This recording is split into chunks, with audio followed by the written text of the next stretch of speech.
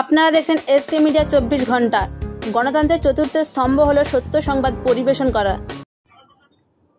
MLA তহবিল দিয়ে পাশ করানো হাইমাস লাইট যেখানে লাগানোর কথা সেখানে না লাগিয়ে দেওয়া হলো পঞ্চায়েত সদস্যের বাড়ির কাছে, আর হয়ে গেল সমস্যা।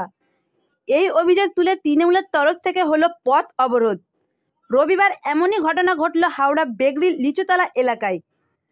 অভিযোগ ও পাল্টা অভিযোগে এখন উত্তপ্ত হাওড়ার বেগড়ি এলাকা। সানি বলে এক বিক্ষোভকারী জানান, এমএলএ তহবিল থেকে মোট 6 জায়গায় হাইমাস লাইট লাগানোর অনুমোদন পাওয়া গিয়েছে। একটি চুনির মাঠ, একটি আরএসকে ক্লাব, একটি বিপন্নপাড়া, একটি কেশবপুর, এরকম 6 জায়গায়। তার অভিযোগ, আরএসকে ক্লাবের লাইটটি যেখানে না লাগিয়ে পঞ্চায়েত সদস্য মহসিন মুফতির ঘরের কাছে লাগানো হয়েছে, তাই তাদের এই প্রতিবাদ। তাদের দাবি, কে বা কারা এই কাজ করলো তা জানতে হবে ও যেখানকার লাইট সেখানে লাগাতে হবে। এদিকে এই অভিযোগ সম্পূর্ণ ভিত্তিহীন বলে জানান পঞ্চায়েত সদস্য মহসিন মুফতি। তিনি বলেন, তার বাড়ির কাছে লাইট লাগানো হয়নি, গ্রামবাসীরাই এই লাইট এখানে লাগিয়েছে। তিনি বলেন, যারা এই অবরোধ ও বিক্ষোভ করছে তারা তোলা তুলছে। এদিকে এই ঘটনা যে তৃণমূলের গোষ্ঠী কন্দলের তত্ত্ব তাও উঠে আসছে সামনে। যদিও এই বিষয় সম্পর্কে জগৎবল্লভপুরের বিধায়কের কোনো প্রতিক্রিয়া পাওয়া যায়নি। আপনারা দেখছেন এসকে মিডিয়া 24 ঘন্টা নিউজ চ্যানেলের সঙ্গে আমি সাগিরা খাতুন, সত্য সবার আগে আপনাদের সাথে। ওনার তহবিল থেকে বেগড়ি অঞ্চলে 6 জায়গায় লাইট স্যাংশন হয়, হাইমাস লাইট স্যাংশন। একটা চুনির মাঠ, একটা আরএসকে ক্লাব, একটা বিপন্নপাড়া, একটা কেশবপুর, এরকম করে 6 জায়গায় স্যাংশন হয়। তা এদের এই আরএসকে ক্লাবের যে লাইটটা, ওটা এখানে যে নির্দল প্রার্থী, ঠিক আছে, মহসিন মুফতি, ওনার বাড়ির সামনে লাইটটা লাগিয়ে নেয়।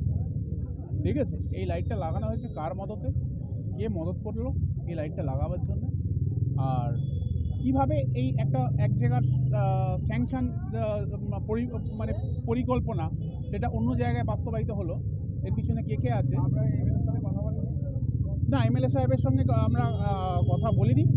ঠিক আছে, যেহেতু লাইটটা এই মাত্র পরশুদিন লাগানো হয়েছে, আমরা অবশ্যই কথা বলে এবং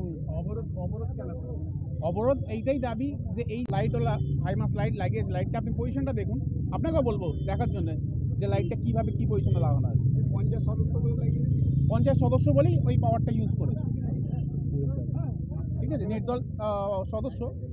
ঠিক আছে, লাইটটা যেখানে আমরা চাই বলতে, যেখানে জিনিস, যেখানে লাইট সেখানে লাগানো। আমার নাম সানি মল্লিক।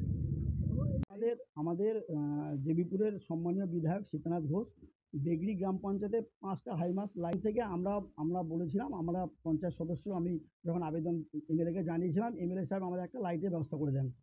আমরা এলাকার মেম্বার এবং এলাকার মানুষের মতামত নিয়ে, এলাকার মানুষ চেয়েছে এখানে লাগিয়ে দেওয়া হোক এবং তারাই এটা লাইটটা ব্যবস্থা করেছেন। আপনার বিরুদ্ধে অভিযোগ আপনি বাড়ির সামনে লাগিয়ে? না, আমার বাড়ির সামনে কোথায়, ও তো আমাদের লস্কর বাড়ি, ওদের সামনে আছে এবং ওই ছেলেগুলো আছে, ওদের সাথে কথা বলুন যারা লাগিয়েছে। ওরা অবরোধ করেছিল, তৃণমূলের ফ্ল্যাগ নিয়ে অবরোধ করেছিল। ও তাদের ব্যাপার, ওরা জানে। কারণ তৃণমূলের ফ্ল্যাগ নিয়ে তো সবাই সব কিছু করতে পারে, তৃণমূল নেওয়াটা মানে তো খুব সহজ।